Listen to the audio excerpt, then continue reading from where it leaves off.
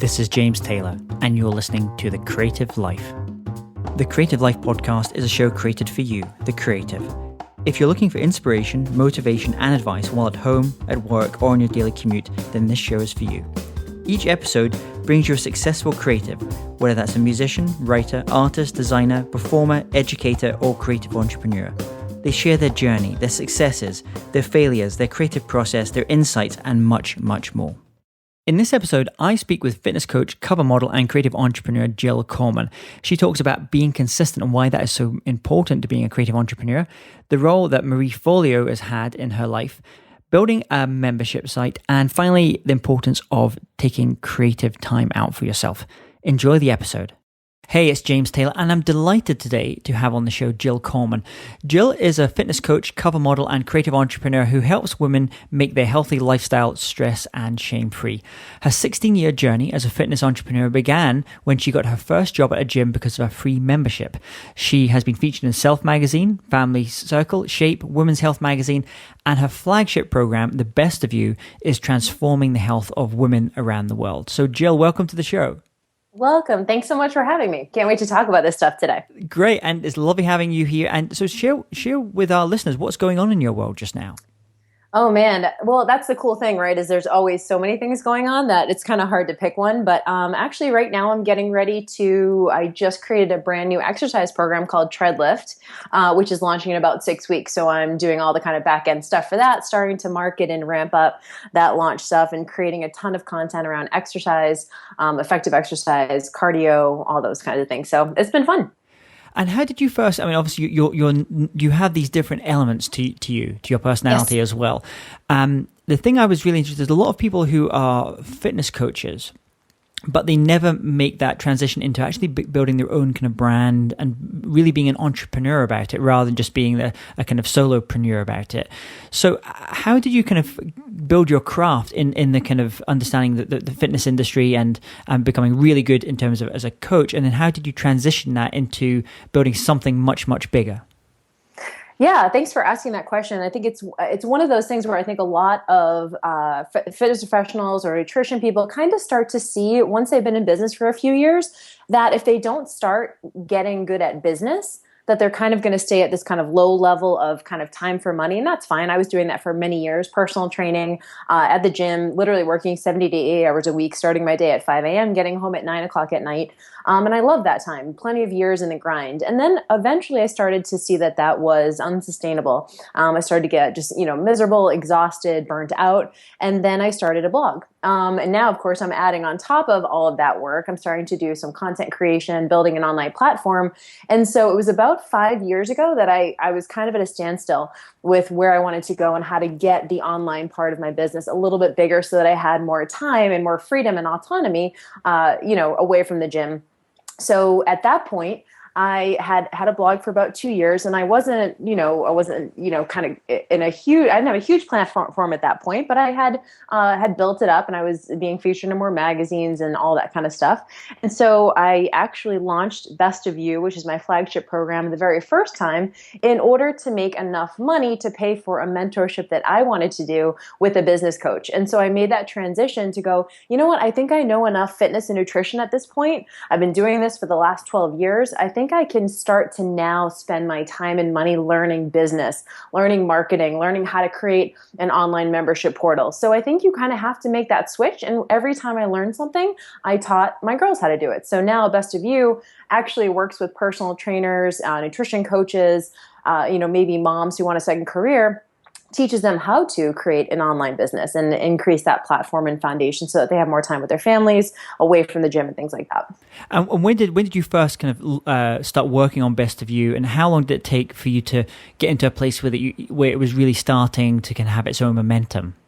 Yeah, thanks so much for asking. The first time I launched it, like I said, I launched it just kind of out of thin air from a perspective of I need to make a big chunk of money kind of quickly. How do I do that? So I created Best of You, which is a year-long program, which was, at that point, I hadn't done anything that was longer than 12 weeks. So launching a year-long program felt a little risky, but I had built up a platform. So I ended up convincing 14 women to join the very first year. And it was great. And we had monthly phone calls, and we had a couple of in-person events, and we did an online, closed Facebook group and things like that. that. But I was kind of winging it. I said, you know what? I don't know everything, but I know a few things, and I'm just going to teach what I know. So then I launched it a second year, and that year we had 30 women. And then after that we had 50, then we had 85. And then this past year, which is the fifth year, I have 115 women. So every year it's grown over and over. The curriculum has gotten much more robust, the value, and really it's probably about 2/3 of my business right now is this mentorship, which is mostly a business mentorship. So it's one of those things that I don't think you know what it's going to look like, but staying consistent with it and continuing to add value has really paid off for me. So when you first launched, I mean, a year-long program, and I've done a similar thing myself where I've launched a year-long online course. And at that point, I think I'd only created the first 30 days worth of content. I thought, I'm going to see what happens. And had you done a similar thing where you'd kind of, okay, I know what the main building blocks, roughly what I'm going to have over the next year, and I'll create the content for the first couple of months just to get me started? Absolutely. I mean, I think on some level you kind of have to, at least for me, I think was probably one of my strengths as an entrepreneur was not having to see exactly what it was going to look like and trusting myself and trusting the process enough to kind of adjust on the fly if I needed to. So for me, I had kind of every month what it was going to look like. So I had kind of an outline of the curriculum, which is, of course, part of the marketing of the program. And I did the first few months of content. And then it was really interesting starting to get some feedback from the girls helped me create the next month and the next month and the next month because, you don't always know exactly what it's going to look like until you start working with the clients. So I started addressing things that were coming up with them and we were having this conversation, and that's how the curriculum started. And then, of course, the second year I already had the base curriculum and I just added more value, added additional interviews, tutorials, things like that to the online portal.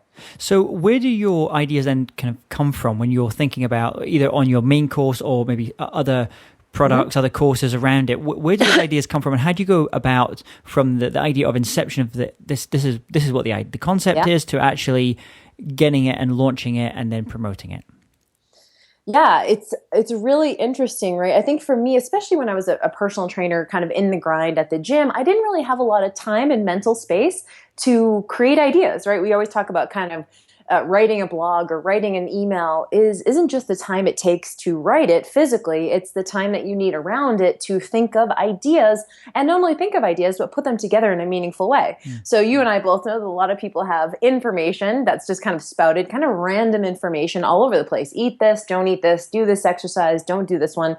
It's kind of like, and so for the average consumer, it's really hard for them to consume that information because it's all kind of random, arbitrary rules and tips and things like that. So what I found is in order to create a course, it needs to be cohesive and there needs to be some sort of framework or some sort of, memorable way of putting the information together so people can remember it. So for me, it just comes down to what does that look like? Is it an acronym that I use? Is it a simple tool or blueprint or framework or something like that in order to make the information more digestible and usable for the user? So for me, creativity is linking ideas together, like kind of like lateral thinking, but having the time and space to do that. Like I read a lot of books. I listen to a lot of podcasts, and I might hear something on a podcast that reminded me of a thing in a book I read 6 months ago. And I'll go, oh, that's really interesting. That reminds me of that thing that happened with a client of mine last year. And then I kind of try to link those three ideas together into one cohesive tool or tip or usable information so it's a lot of lateral thinking. And I think you don't have the time to do that if you don't give yourself kind of some downtime and autonomy in your schedule and creative time and things like that. So you kind of like purposely block out some time that you can get away from the current, the kind of day-to-day work that you're having to do with working with your clients and building other stuff to just kind of reflect and think, well, where does my business need to go next? What new products can I create? How can there's these things that I'm learning all the time through books and podcasts and other things, how can they link together and I can create value for my kind of customers? Yeah, and I also think there's an element of course, having to listen to your customers, right? So I think it's when you're first getting started, like for me, I have a personal brand online. So I write a blog, I write a lot about my personal experience and the experience of my clients and things like that. So I think when you're first starting out, you don't know exactly who your target market is, chances are it's probably a previous version of yourself. So for me, when I started, I just started writing. I was very prolific for the first couple of years. I blogged every single day for about the first 2 years of my blog, just pressing publish. It wasn't the most mind-blowing thing every time. It was a recipe or a workout or something, but my kind of back pocket strategy was just being consistent, so that people knew they could rely on me. So I did that for a few years, and I started to see who started showing up. I didn't go out and find people. I actually brought them into my blog through kind of like inbound marketing, where people come based on what I'm writing. And then once they started showing up and reading the blog regularly, I started asking, who is this woman? For me, it's 92% women who read my content. So it's, who is this person? What age are they? What is their number one struggle when it comes to nutrition, exercise, mindset, implementation, business, whatever?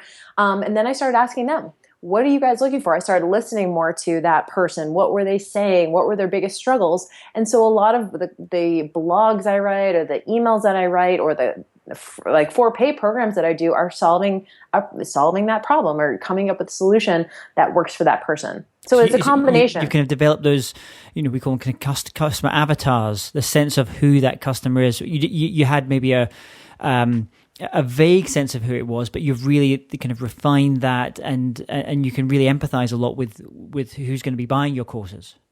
Yeah, and I think it's just a mistake I hear a lot of kind of business coaches saying, define your audience before you start. And to me, there's no way to know, right? Because you're writing from your own expertise, you're writing from your own experience, you're writing from this umbrella of information that you have. You don't know who that's going to resonate with straight off the bat. So I always tell my girls, for the first 2 to 3 months, just be as prolific as possible and write something that you're excited about. And then the person who comes is actually going to end up being the perfect customer. So yes, over time, you'll get to know that avatar way more. But at the beginning, I think it's a mistake to think you have to know exactly who that person is at the beginning. Give them a few months of kind of content creation, and then see who starts showing up. And then for me, that makes the sale, or whatever you're kind of eventually going to sell, really easy, because you didn't have to go out and find the people. They already kind of came to you. They're already, in a sense, warmed up to the thing that you have to offer. So a lot of people, they'll have the idea, and they might create some initial things. They might create an initial product, and they might create some initial content, but they haven't kind of tied it together. Something you just said there, I think, was very important just to kind of restate. Sure. Is this idea of being prolific and being consistent in terms of the content that you're creating and putting out there. So you're never going to be sure if it's going to be, the quality can be vary, because you're not quite sure sometimes what you're going to do. You're going to be trying new things, but you're consistently working on it as well. And that's something, it sounds like you work a lot with your clients on it, and just kind of really getting them to think about being prolific and being consistent. I think you have to be, because remember, there's so much noise in the online space. And I know the reason why this is important to me is because when I first started my first blog, 3 years prior to kind of really taking it seriously, I was one of those people who started a blog and never ended up finishing it, right? Every 6 months I'd get on and write a long blog post, and I would start with, oh, I'm so sorry, I've been MIA. And really, no one was actually showing up because I wasn't producing content regularly. So I don't even know who I was apologizing to, because no one was reading it. So in a sense, you have to be consistent, because there's so much out there that if you are consistent, you're already in kind of the top 1% of people who are writing blogs, because not many people are consistent with it. So that's a way for you to get an edge up at the beginning. And then over time, I'm a huge fan of taking action and then adjusting as needed. So I think the idea that we can ever know exactly what it's going to look like a month from now, a year from now, I'll know what a month from now looks like in a month. And at that point, I'll kind of adjust if I need to. Same thing a year from now. I think a lot of people have anxiety around not seeing all the steps. And I just think that that's a distraction from actually getting stuff done. So I think that's probably one of my strengths, is being able to just take action and feel comfortable enough to move in the direction of where the momentum is going on the fly, and not need to see every single step. I'll know what the next step is once I take the first one.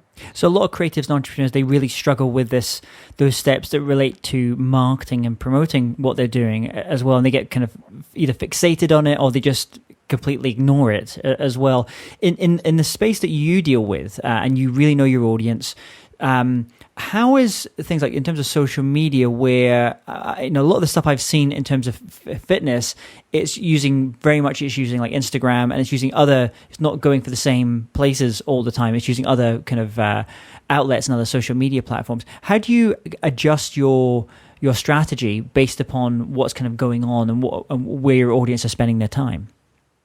I think it's important to know where your audience is spending their time, but at the same time, I can only speak to a personal brand because that's kind of what I have is you have to be visible. Remember, if you don't tell people about yourself and you don't tell them what you do and what you're good at, how are they ever going to want to eventually pay you for your services, right? So you have to kind of constantly and on multiple different platforms telling people, I call it being the friend and being the teacher, right? Like, so on one hand, you have to be the friend. You have to be someone who's relatable, who people resonate with. They have to say, gee, if Jill lived next door to me, we would be best friends. We'd be out on our porch having wine together every night. Like, that's the kind of thing that you want to, because at that point, people feel like, you have the potential to understand them. And the second is being competent as a teacher, as an expert, be the friend first, open up that kind of communication, and then come in with, and here's what I can teach you. So I think kind of a combination of both of those things is super important. And, when we talk marketing, to me, it's very simple. If you are coming from a place of passion and you're sharing just awesome value all the time,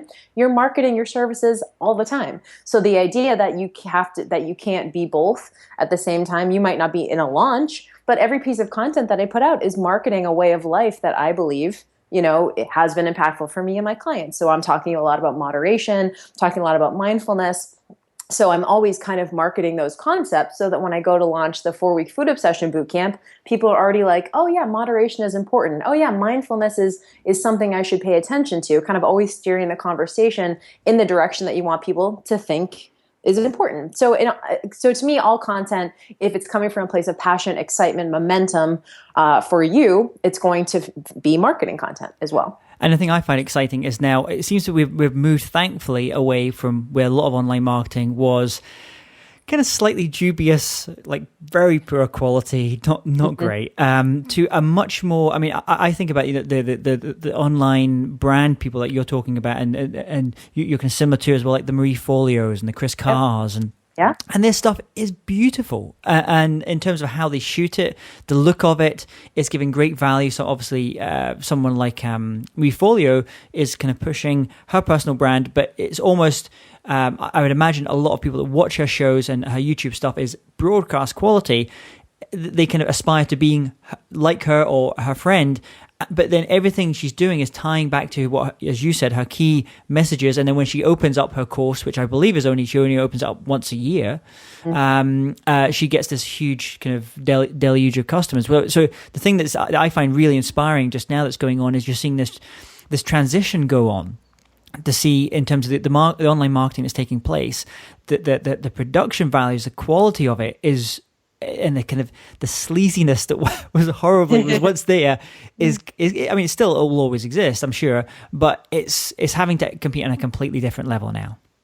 I think readers are getting way more savvy. So like the old school techniques of these kind of long sales letters and these 45-minute video sales letters and things like that, where people were coming in and they were reading these long things and seeing a whole bunch of before and afters. I mean, of course, there's still a part of the population that's going to kind of, read those and get excited and want to buy the product. But I think most people, marketing to me is becoming a lot more organic now. People have to feel as though you get them before they're going to buy. So the idea that you're going to have cold traffic and, people are going to be tricked into buying, I think that's kind of, it's still working, but I think that's kind of moving out. That's kind of a numbers game versus when I'm kind of talking about what Marie does really well is like kind of we talked about be the friend, be the teacher. She does that so well. People feel like she's just like your girlfriend.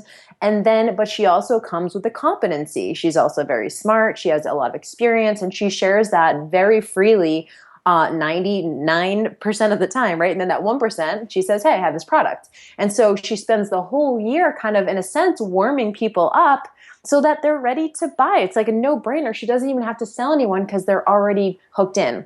And so I think marketing is becoming a lot more organic now. And can you tell us about a time when you've had obviously a lot of success, but a time when you've worked on a project and it just hasn't worked out like you'd hoped? And more importantly, what were the lessons that you took away from that experience?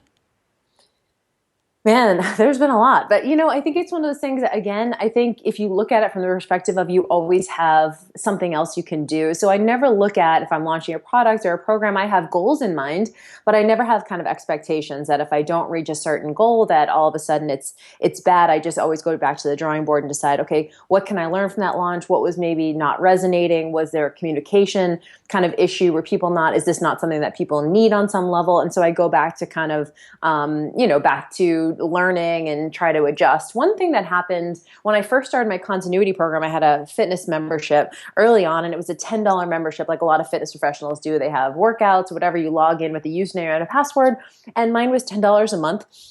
And I made the mistake of not having a community aspect. So a lot of people they came in for the content, the recipes, the workouts, all of that stuff. And I had a huge influx of people. And the first 5 months of the program was great. And then around like month number 5 of people started quitting. And I couldn't believe it. On one hand, I was like, it's $10 a month. Like, are these the cheapest people on earth? Like, I didn't understand why someone would quit when look at all the stuff they were getting. And so I went back to the drawing board and I was like, okay, how come I'm not retaining members like I want to be?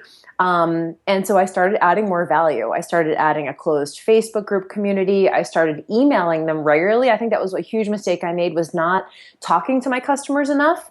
So I thought like, oh, I don't want to email them because if I email them, they'll remember that they're paying me $10 a month and they might quit, which is ridiculous. But that was kind of my mentality back then. So now it was like, actually, I'm going to email them 3 times a week to remind them of the amazing value that they're getting with my program. They need to be reminded to go into the portal, because what was happening is they forgot that they had access. And then once they remembered, they quit because they didn't even hear from me. So I started adding the closed Facebook group, which created a hugely important community of support. And then I started emailing them regularly and adding even more value. And I actually increased the price by 3 times. Like, I actually tripled the price.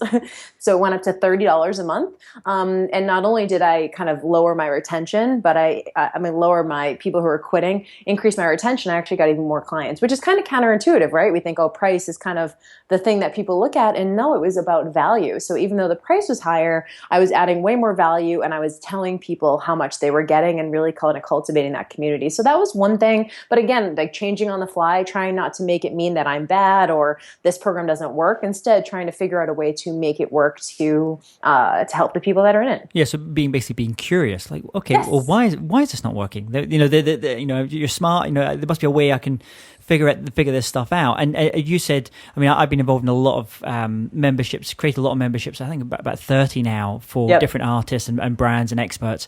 And the thing that always comes out is people join, I think, for the content, but they stay for the community and the character of the teacher.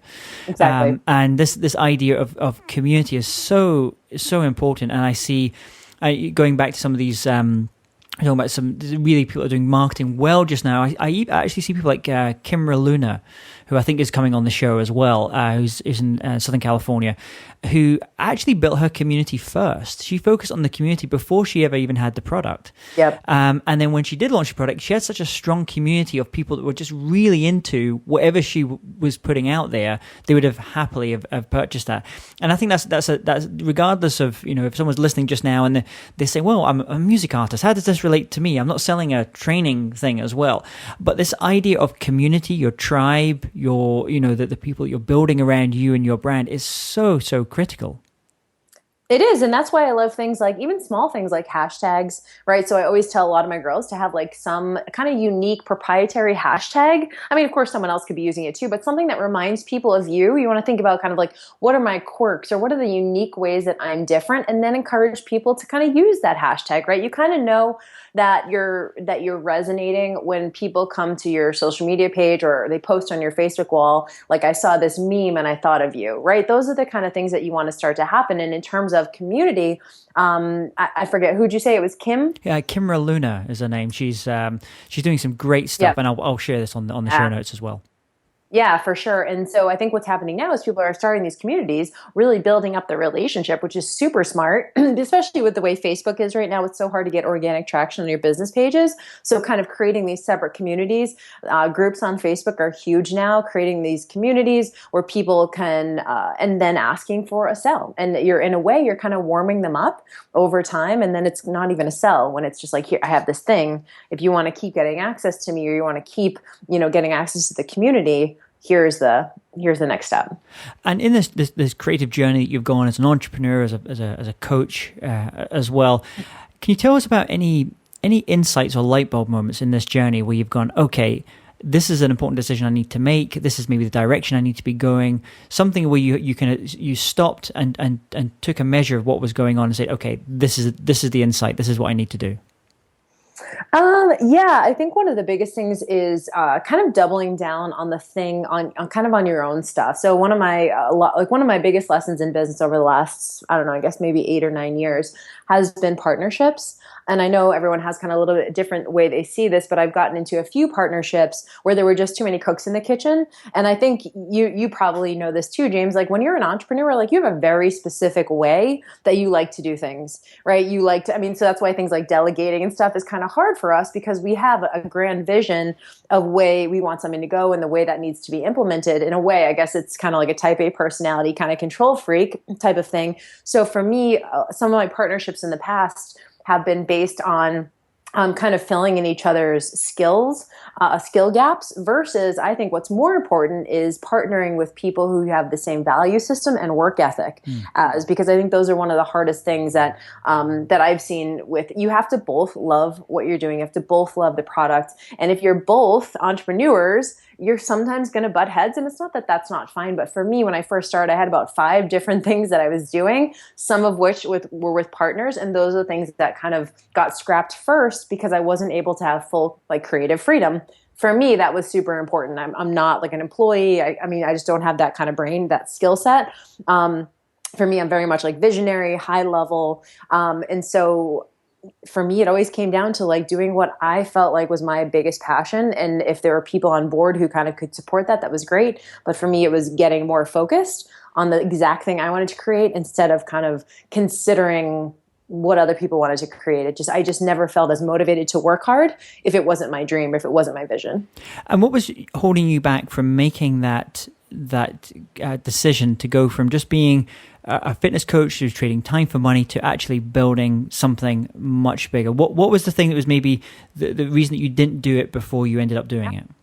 Well, I think it's probably the same for most people, which is the security of feeling so for example, I had a full-time job and I was personal training at the same time. I was actually working at a university, running all of their fitness programs. And, at the time it was just having the paycheck coming in every 2 weeks, knowing that even though it wasn't that much, just the certainty of that felt good, even though at times I kind of resented it because I felt like, I felt like it was almost like a crutch, it was keeping me from doing what I really wanted to do. I just felt like, I need to keep doing this. And this is a certainty, the security I need, it's benefits, it's a salary. And so I probably stayed about a year too long at that job because so I ended up quitting finally.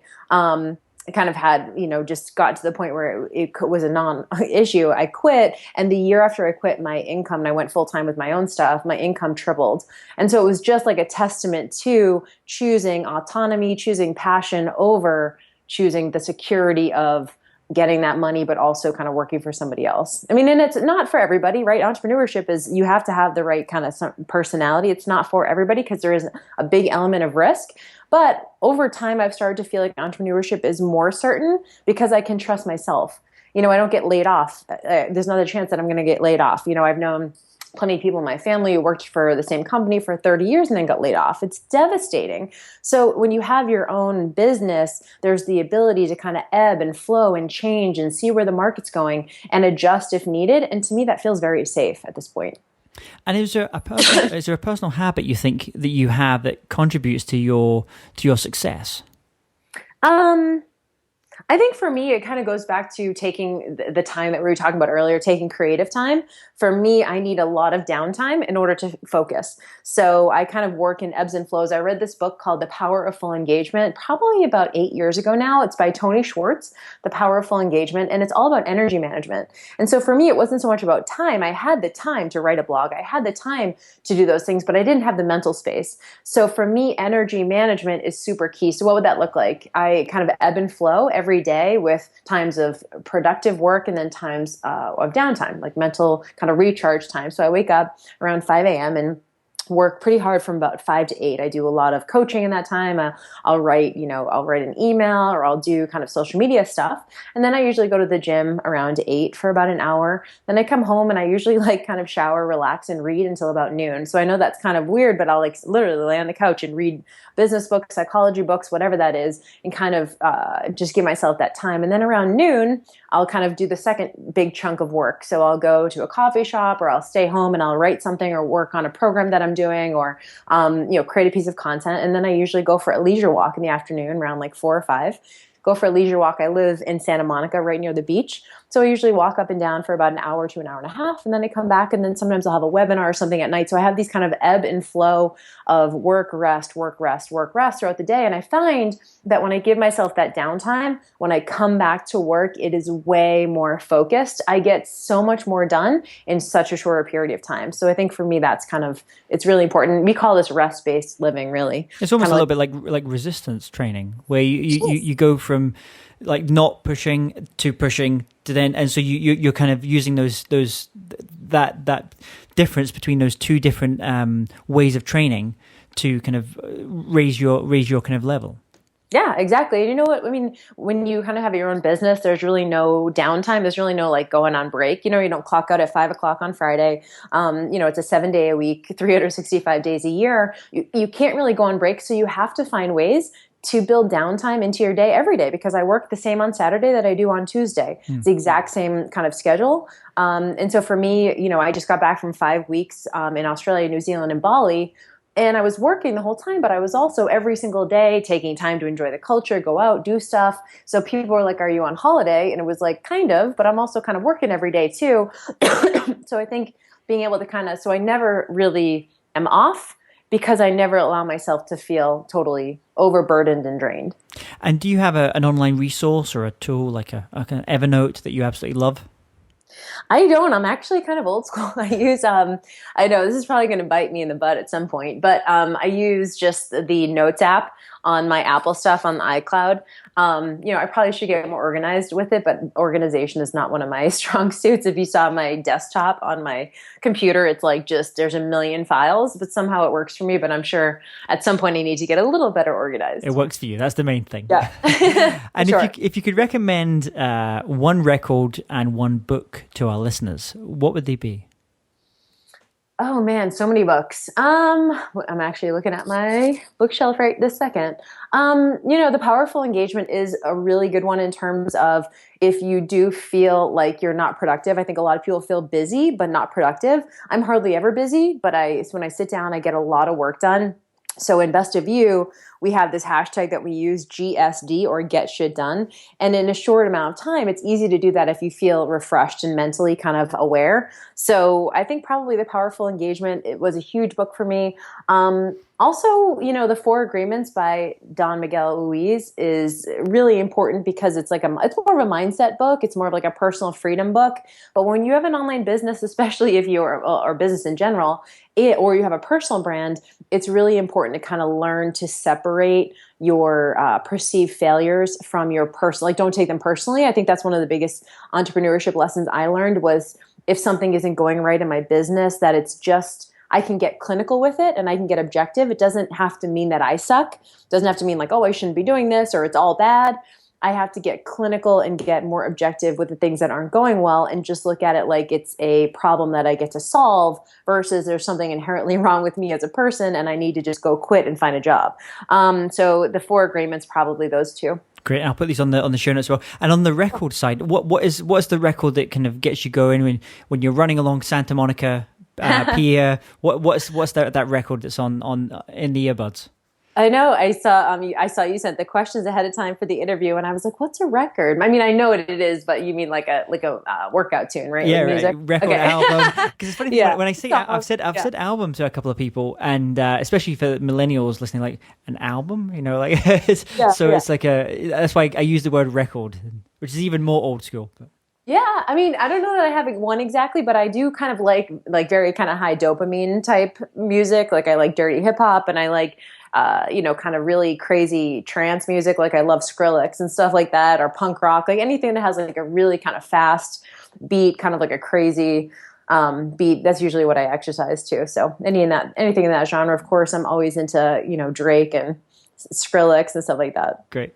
And let's imagine if you woke up tomorrow morning and had to start from scratch. So all you've got are the tools of your trade and the knowledge that you've acquired over these years and doing what you do, but you have no contacts, no one knows who you are. How would you restart things? I think I would do a lot of the same things. I would definitely be consistent with content creation because, again, if people don't know who you are and what you do, then eventually, they can't really trust you, right? And we're in kind of the trust business. But I think what I would do, a couple of mistakes that I made at the very beginning was I started blogging, but I didn't start my social media pages until about a year after my blog started. So people were coming to my page and they were finding it, but they never had anywhere to interact. So I think, I would probably be super prolific on that. And the second thing is I would start collecting email addresses way earlier and doing more email marketing. So I actually had my business for about 2 years before I started collecting emails. I think I had it in my mind that, it would bug people or it would kind of bother them. I didn't see email as a tool. I kind of saw it as a hindrance, which is a huge mindset kind of mistake. So I would have definitely kind of worked more on building my email list earlier and giving them amazing value. So right now, I do that a lot, mainly email marketing. That's pretty much my number one focus is, getting new subscribers and then also delivering amazing value and giving them solutions for things they're struggling with. And I would have started that earlier. Instead of seeing email as kind of like, oh, I don't want to bother people and kind of being apologetic about it, I would have been way more kind of out in front with just, trying to be the number one person for this thing in my space and kind of always giving a lot of free content. Awesome. Well, Jill, thank you so much for coming on the show. What's the best way that listeners can connect with you and learn more about your products and your programs? Yeah, absolutely. I love when people email me or just reach out on social media. On social media, everywhere, it's just JillFit, Facebook.com/JillFit, Instagram is JillFit. Right now, I've really been getting into Snapchat. So yeah, I've just started it. So any tips for me on Snapchat? Man, I think we're all kind of trying to figure it out. I mean, it kind of plays to what I think is working really well right now in online business, which is the idea of story and the idea of kind of the fact that you have to kind of be a little bit of a reality show. People, like, for whatever reason, we just love, we're nosy. We like knowing what people do day to day. It doesn't feel like it's going to be interesting, but the Snapchat story, I feel like is really valuable. So people feel like they're kind of with you throughout your day. So I don't know, I think it's really easy to be boring on Snapchat. So I guess, just be self-deprecating, be a little quirky, show people your personality, which is kind of scary because we're always kind of professional and we have to be the expert and all that. But I found that I get more traction just kind of showing my personality and letting myself kind of be silly and stuff like that on Snapchat. So it's probably the least professional platform out there, but it's definitely been fun. Great.